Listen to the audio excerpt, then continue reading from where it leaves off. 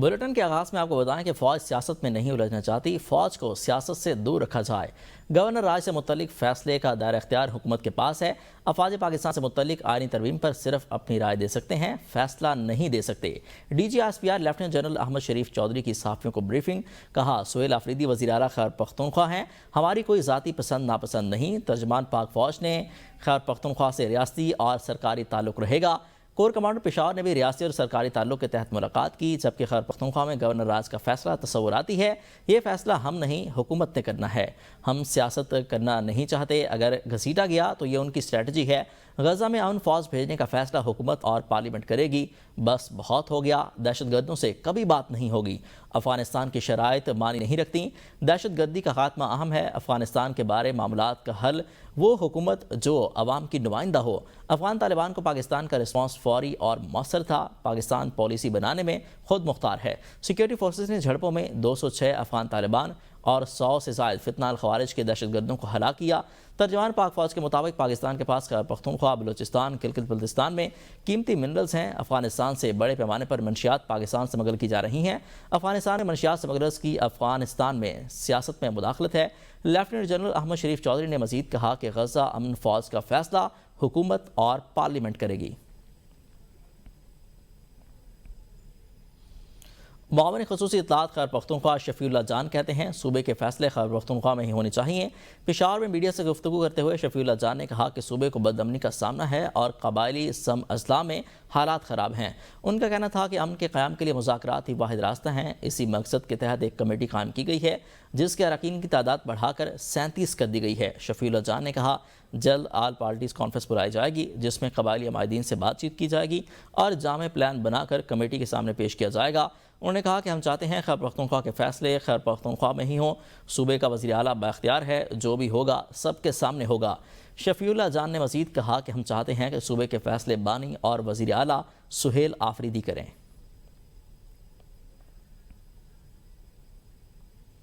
وفاقی وزیر اطلاعات عطا اللہ تعالی نے کہا کہ بھارت مار کے حق کے بعد بھی پاکستان کے خلاف اپنے منصوبوں میں مصروف ہے۔ وزیر اعظم نے بھارت کو پہلگام واقعے کی آزادانہ تحقیقات کی پیشکش کی۔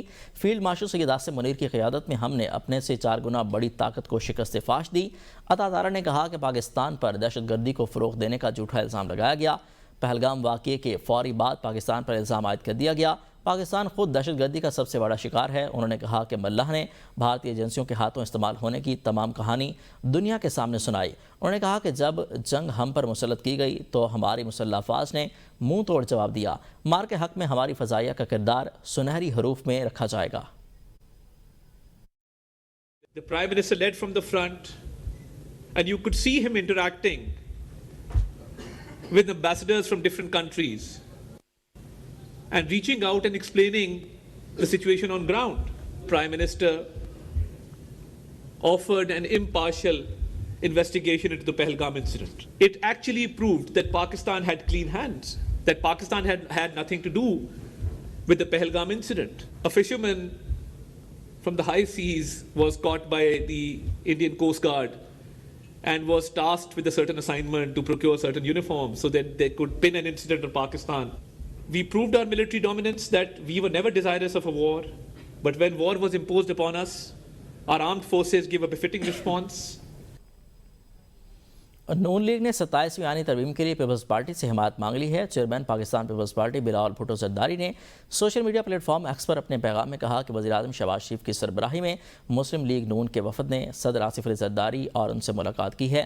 ملاقات میں حکومت کی جانب سے پیپلز پارٹی سے 27ویں آئینی ترمیم کی منظوری کے لیے حمایت کی درخواست کی گئی ہے۔ بلاول بھٹو کے مجوزہ ترمیم میں آئینی عدالت کے قیام، ایگزیکٹو مجسٹریٹ کی بحالی، ججز کے تبادلے، قومی مالیاتی کمیشن میں صوبوں کے حصے کے تحفظ کے خاتمے، آرٹیکل 243 میں ترمیم، تعلیم اور آبادی کی منصوبہ بندی کے معاملات کو دوبارہ وفاق کے ماتحت لانے اور الیکشن کمیشن کے اراکین کی تقرری کے معاملے پر جاری تعطل کے خاتمے کی تجاویز شامل ہیں۔ پیپلز پارٹی کی سینٹرل ایگزیکٹو کمیٹی کا اجلاس بلاول ہاؤس کراچی میں 6 نومبر کو ہوگا۔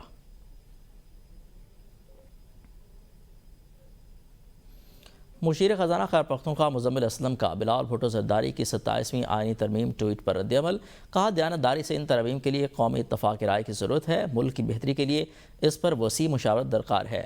NFC کی از سر نو تشکیل کے حوالے سے خیبر پختونخوا بالکل لا علم ہے، NFC مشاورت کے لیے مجوزہ مسودہ درکار ہے۔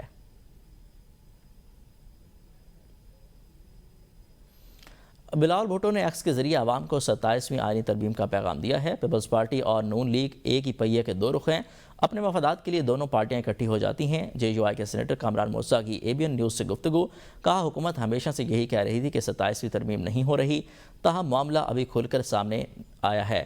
27ویں ترمیم سے متعلق پارلیمان میں مشاورت ہونی چاہیے، ایوان میں ہونے والی قانون سازی کے بارے میں عوام کو پتہ ہونا چاہیے۔ کیونکہ کوئی ڈاکومنٹ سامنے نہیں ہے، پتہ نہیں بلاول صاحب سے ڈاکومنٹ شیئر کیا ہے یا نہیں کیا، کیونکہ بلاول صاحب کے پاس اگر گئے ہیں تو ڈاکومنٹ لے کے گئے ہوں گے جب کسی، مگر بلاول کے ٹویٹ سے واضح نہیں ہوتا کہ وہ ڈاکومنٹ ان کو ہینڈ اوور ہوا ہے۔ تو اگر زبانی بات ہے تو زبانی بات جو ہے نا، وہ پچھلی دفعہ بھی زبانی باتیں کرتے تھے، پھر ڈاکومنٹ آتا تھا، پھر ڈاکومنٹ کے بعد دوسرا ڈاکومنٹ آتا تھا۔ تو یہ بہتر یہ ہے کہ کوئی ڈاکومنٹ آ جائے اور ڈاکومنٹ آنے کے بعد ہم اس پہ تبصرہ کریں۔ دیکھیے، اگر تو اختیارات بڑھاتے ہیں صوبوں کے تو ہم اس کو ویلکم کریں گے، اور اگر یہ ریڈیوس ہوتے ہیں تو پھر شاید جو ہے نا یہ بڑا مشکل ہو جائے گا اس کو ہضم کرنا۔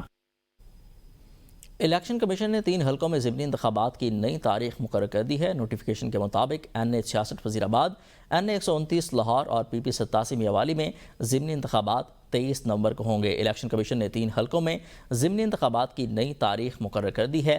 NA 66 وزیر آباد، NA 129 لاہور اور PP 87 میاوالی میں انتخابات 23 نومبر کو ہوں گے۔ الیکشن کمیشن نے ان 3 حلقوں کے انتخابات کی تاریخ جاری کر دی ہے۔ وفاقی وزیر رانا تنویر حسین کا کہنا ہے کہ سائفر اور فارم 47 PTI کا بیانیہ تھا جسے الیکشن نے دفن کر دیا۔ PTI نے ہمیشہ متنازع شخصیات کو سرکاری عہدوں پر منتخب کیا اور KPK میں بھی یہی عمل دہرایا گیا۔ بانی PTI اگر عدم اعتماد کو گریس کے ساتھ تسلیم کرتے تو کچھ عزت باقی رہتی۔ افغان تنازع کے حوالے سے رانا تنویر کا کہنا تھا کہ افغانستان بھارت کی جنگ لڑ رہا ہے۔ سائفر والا بھی آپ کو پتہ ہے، وہ خود بھی کہتے ہیں کہ ہم نے ایک بیانیہ بنایا تھا، نہ وہ معاملہ تھا نہ معاملہ اس لیول کا تھا۔ وہ میں سمجھتا ہوں بے انتہائی آرٹیکل 6 لگنا چاہیے اس پہ۔ اس نے کانسٹیٹیوشن کو سبوٹاج کیا۔ اگر صحیح سیاستدان ہوتا تو گریس کے ساتھ اس کو ایکسیپٹ کرتا تو شاید اس کی پولیٹیکل عزت زیادہ ہوتی۔ یہ ان کے جو اعلیٰ کار ہیں یہ ہندوستان کے، یہ پراکسی وار ہمارے ساتھ انہوں نے شروع کی ہوئی ہے، تو میں سمجھتا ہوں اس میں کوئی شک نہیں ہے کہ ہم انہیں یہی کہتے ہیں کہ آپ بھارت کی لڑائی نہ لڑیں۔ علی امین گنڈاپور صبح کھنڈرات چھوڑ کر گئے۔ صوبے کو دہشت گردی، کرپشن اور مالی بحران کا تحفہ دیا۔ نیا وزیر اعلیٰ سہیل آفریدی کو بڑے مسائل ورثے میں ملے ہیں۔ گورنر خیبر پختونخوا فیصل کریم کنڈی نے مردان میں گفتگو کرتے ہوئے کہا کہ وزیر اعلیٰ نئے ہیں، انہیں اصلاحات کے لیے وقت دینا چاہیے۔ وہ مرکز اور صوبے کے درمیان پل کا کردار ادا کر رہے ہیں، مگر سابق وزیر اعلیٰ انہیں PTI ورکر سمجھتے رہے۔ آئینی ترمیم کے حوالے سے گفتگو کرتے ہوئے ان کا کہنا تھا کہ اس معاملے پر کوئی سرکاری اطلاع نہیں، ہر ایک کی جیب میں اپنا الگ مسودہ ہے۔ انہوں نے طنزیہ انداز میں کہا، پتہ نہیں میرے شہر کے وزیر اعلیٰ کو کیوں نکالا گیا۔ وزیر اعظم نے NFC ایوارڈ کے حوالے سے وعدہ کیا ہے، امید ہے اس پر جلد عملی پیش رفت ہوگی۔ آپ کو بتائیں کہ سہیل آفریدی نئے ہیں، انہیں اصلاحات کے لیے وقت دینا چاہیے۔ گورنر KP فیصل کریم کنڈی کہتے ہیں، پتہ نہیں میرے شہر کے وزیر اعلیٰ کو کیوں نکالا گیا ہے۔ علی امین گنڈاپور نے صوبے کو دہشت گردی، کرپشن اور مالی بحران کا تحفہ دیا ہے۔ جس دن PTI کو پتہ چلے گا کہ ان کے اندر میر صادق اور میر جعفر کا کردار ادا کون کر رہا تھا، NFC کے حوالے سے ہیں۔ NFC ایوارڈ میں سمجھتا ہوں کہ پرائم منسٹر نے کمٹ کیا تھا، ہوپ فلی میں سمجھتا ہوں کہ بہت جلد NFC ایوارڈ ہو۔ اس کے بعد جو ہے ہمارے مرج جسٹس کے مسائل ہیں۔ CM صاحب نئے آئے ہیں، انہوں نے اوٹے کی سیریمنی پہ آئے تھے، ابھی کیبنٹ کی اوٹے کی سیریمنی پہ بھی آئے ہیں۔ صوبے اور مرکز کے درمیان کوئی ایسا کردار ادا نہیں کروں گا جس میں صوبے کی جو ہے وہ صوبے کو نقصان ہو۔ ہمارے امن کے حوالے سے، ہمارے سلامتی کے حوالے سے، ہماری خوشحالی کے حوالے سے، ہماری ترقی کے حوالے سے کردار ادا کروں گا۔ صوبے اور وفاق کے درمیان پل کا کردار ادا کروں گا۔ صوبے کی خوشحالی کے لیے ہم ہر کسی کے ساتھ کام کرنے کو تیار، اور ہم کہتے ہیں ہمارا صوبہ جو ہے بہت سفر ہوا ہے۔ پچھلے CM نے جو اس CM کے لیے جو صوبہ چھوڑ کے گئے ہیں وہ ایک کھنڈرات ہے۔ جب وہ آئے تھے کیا حالات تھے ہمارے لا اینڈ آرڈر کے، اور اس کے جانے کے بعد ہمیں کیا تحفہ دے کے گئے، دہشت گردی کا تحفہ دے کے گئے، کرپشن کا، لوٹ مار کا، نوکریاں بیچنے کا، فنڈز بیچنے کا تحفہ دے کے گئے اس CM۔ ٹریبیونل کا بڑا فیصلہ، وزیر اعلیٰ پنجاب مریم نواز کی انتخابی کامیابی کے خلاف دائر درخواست خارج کر دی۔ پی ٹی آئی کے مہر شرافت علی نے مریم نواز کی انتخابی کامیابی کے خلاف درخواست دائر کی۔ درخواست گزار نے لاہور کے حلقے PP 159 سے مریم نواز کی کامیابی کو چیلنج کیا۔ الیکشن ٹریبیونل کے جج رانا زاہد محمود نے فیصلہ جاری کر دیا ہے۔ وزیر اعلیٰ پنجاب مریم نواز کی جانب سے بیرسٹر اسد اللہ چٹھا نے دلائل دیے ہیں۔ الیکشن ٹریبیونل فیصلے کے مطابق درخواست گزار نے الیکشن ایکٹ 2017 کے رول 144 کو پورا نہیں کیا۔ درخواست گزار کے الیکشن پٹیشن میں ہر صفحے پر دستخط موجود نہیں۔ درخواست گزار کا بیان حلفی میں اوتھ کمشنر کی تصدیق والے صفحے پر نام اور والد کا نام نہیں۔ مریم نواز سمیت دیگر فریقین کے وکیل بیرسٹر اسد اللہ کے دلائل میں وزن ہے۔ اس درخواست کو باقاعدہ ٹرائل کے لیے پیش نہیں کیا جا سکتا۔ پنجاب اسمبلی اجلاس کے دوران اپوزیشن اور حکومتی اراکین کا شور شرابہ۔ پنجاب اسمبلی میں حکومت اور اپوزیشن کے درمیان شدید ہنگامہ آرائی ہوئی۔ اسپیکر پنجاب اسمبلی ملک محمد احمد خان نے اجلاس 10 منٹ کے لیے ملتوی کر دیا۔ اپوزیشن رکن اعجاز شفیع کے بولنے پر نون لیگ کے رکن اسمبلی احسن خان اور چیف ویپ رانا محمد ارشد نے تقریر شروع کر دی۔ حکومتی رکن ارشد طارق گل اور ملک وحید اپوزیشن کے لیڈروں پر الزامات۔ ارشد طارق گل نے کہا کہ پنجاب میں اب صرف شیر کی حکومت ہوگی۔ ملک وحید نے کہا جو فساد اور انارکی پھیلائے گا وہ سلاخوں کے پیچھے تو ہو سکتا ہے، باہر نہیں، اب صرف ترقی کی بات ہوگی۔ وفاقی وزیر خزانہ محمد اورنگزیب نے کہا ہے کہ ملک کی معیشت کی سمت درست ہے۔ عالمی ریٹنگ ایجنسیوں نے پاکستان کی معاشی استحکام کا اعتراف کیا ہے۔ IMF کے ساتھ سٹاف لیول معاہدہ بھی معاشی استحکام کی توثیق ہے۔ ٹیکس نظام، توانائی سمیت دیگر شعبوں میں اصلاحات لائی جا رہی ہیں۔ اپنی معاشی ٹیم کے ساتھ پریس کانفرنس میں انہوں نے کہا کہ ہمارا ہدف پائیدار معاشی استحکام کو یقینی بنانا ہے۔ پائیدار معاشی استحکام کے لیے بنیادی اصلاحات ناگزیر ہیں۔ پالیسی ریٹ میں کمی کے معیشت پر مثبت اثرات مرتب ہوئے۔ ٹیکس نظام، توانائی سمیت دیگر شعبوں میں اصلاحات لائی جا رہی ہیں اور پینشن اصلاحات، رائٹ سائزنگ بھی بنیادی اصلاحات کا حصہ ہے۔ کہ اس کانفرنس آف فیکٹرز کہ معاشی استحکام and the geo political tail winds جو ہمارے ٹریڈیشنل پارٹنرز رہے ہیں اور ہیں اور اسٹیٹ فاسٹ پارٹنرز ہیں، چائنا ہے، US ہے، GCC کنٹریز ہیں، اب ان کی جو انہوں نے ہمارا جو مدد کی ہے اس میں تو کوئی اس میں دو رائے نہیں ہے۔ اگر ہم نے ان دونوں چیزوں کو آگے لے کر جانا ہے اور سسٹینیبل گروتھ کی طرف جانا ہے تو جو اسٹرکچرل ریفارمز ہیں they are going to play a very important role اور لازم و ملزوم ہیں وہ if we are going to move towards sustainable growth۔ وزیر توانائی اویس لغاری کا کہنا ہے کہ مہنگی بجلی ہمیں وراثت میں ملی ہے۔ اس کے باوجود گزشتہ 18 ماہ میں بجلی کی قیمت میں 10 سے 10.5 روپے فی یونٹ کی کمی کی ہے۔ سرپلس بجلی 3 ماہ کے لیے انڈسٹری کو 26 روپے فی یونٹ میں دی ہے، جبکہ EV کا ریٹ 71 روپے سے کم کر کے 39 روپے فی یونٹ کیا۔ انڈسٹری کے لیے 16 روپے فی یونٹ کی کمی کی گئی۔ ہمارے پاس 7000 میگا واٹ اضافی بجلی پڑی ہے، اس میں بند الماری میں نہیں رکھ سکتے۔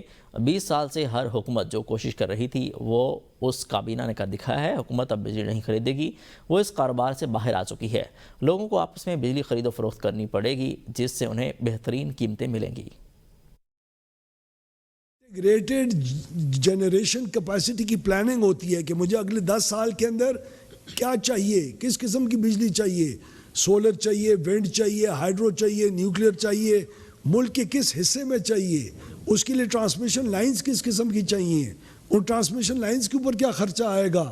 یہ پہلی دفعہ پاکستان کی تاریخ میں پراپر پلاننگ کے ذریعے یہ ایکسرسائز کی گئی، جس کا 17 ارب $US کے فضول خرچی سے ہم نے اپنے کنزیومر، سارا بوجھ کنزیومر کے اوپر آتا۔ چیئرمین FBR راشد محمود لنگڑیال کہتے ہیں کہ مؤثر اقدامات کے باعث ٹیکس وصولیوں میں اضافہ ہوا۔ اس سال انکم ٹیکس گوشواروں میں 18% کا اضافہ ہوا۔ ٹیکس دہندگان کی تعداد بڑھ کر 59 لاکھ ہو گئی۔ FBR کو مزید ٹیکس لگانے کی ضرورت نہیں۔ پہلی بار ٹیکس ٹو GDP ریشو میں 1.5% کا اضافہ ہوا۔ اگلے 3-4 سالوں میں ٹیکس اصلاحات کو GDP کے 18% پر لے جانا ہے۔ 15% وفاق اور 3% صوبوں سے آئے گا۔ FBR کو رینجر سمیت دیگر اداروں کا تعاون حاصل ہے۔ مشیر نجکاری محمد علی نے کہا کہ نجکاری کے بعد PIA میں نئے جہاز شامل ہوں گے۔ ڈسکوز کی نجکاری کے لیے 3 کمپنیوں کا انتخاب کیا گیا ہے۔ زرعی ترقیاتی بینک کے نجکاری کے لیے کوشش ہو رہی ہے۔ پاکستان میں فضائی آلودگی انتہا کو پہنچ گئی۔ لاہور دنیا کے آلودہ ترین شہروں میں سر فہرست ہے۔ گجرانوالہ میں انڈیکس 769 ریکارڈ، فیصل آباد 329، ملتان 300، جبکہ پشاور کا AQI 235 تک پہنچ گیا۔ ایئر کوالٹی انڈیکس کے مطابق سیالکوٹ میں فضائی آلودگی کا معیار 203 کو پہنچ گیا۔ شہر اقتدار میں فضائی آلودگی کا معیار کچھ بہتر نہیں، انڈیکس 172 ریکارڈ کیا گیا، جبکہ راولپنڈی کا AQI 169 اور کراچی کا 167 ریکارڈ کیا گیا ہے۔ آپ کو بتائیں کہ AQI کی رپورٹ جاری کر دی گئی ہے اور لاہور جو ہے وہ فضائی آلودگی میں اس وقت سر فہرست ہے۔ لاہور دنیا کے آلودہ ترین شہروں میں پہلے نمبر پر اس وقت موجود ہے۔ گجرانوالہ میں جو انڈیکس ہے وہ 769، فیصل آباد میں 329 اور ملتان میں 300 ریکارڈ کیا گیا ہے۔ لاہور میں اسموگ کی شدت میں اضافہ، 177 AQI تک پہنچ گیا۔ حکومت پنجاب نے ہنگامی اقدامات مزید تیز کر دیے۔ سینئر صوبائی وزیر مریم اورنگزیب نے کہا کہ پنجاب حکومت شہریوں کے صاف ماحول کے لیے ہر ممکن اقدامات کر رہی ہے۔ ماحولیاتی ماہرین کے مطابق ہوائیں بھارتی پنجاب کے علاقوں لدھیانہ، جلندھر، امرتسر اور ہوشیارپور سے داخل ہو رہی ہیں، جہاں فصلوں کی باقیات جلانے کے باعث آلودہ ہوا لاہور، قصور، سہیوال اور فیصل آباد کی سمت بڑھ رہی ہے۔ حکومت پنجاب نے اسموگ کی صورتحال سے نمٹنے کے لیے ہنگامی اقدامات تیز کر دیے ہیں۔ دن کے اوقات میں صبح 9 سے دوپہر 4 بجے تک ہوا کے معیار میں عارضی بہتری دیکھی گئی ہے۔